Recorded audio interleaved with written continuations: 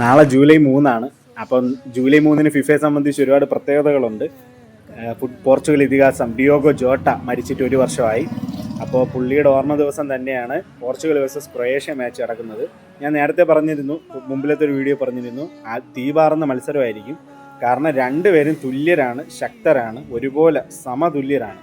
അപ്പോൾ തീപാറുന്നൊരു പോരാട്ടം കാഴ്ചവെച്ചാൽ മാത്രമേ അവർക്ക് ഈ കളി ജയിക്കാൻ പറ്റൂ. ഡിയോഗോ ജോട്ടയ്ക്ക് വേണ്ടി എന്ത് വില കൊടുത്തും പോർച്ചുഗൽ ഈ കളി ജയിച്ചേ മതിയാവും.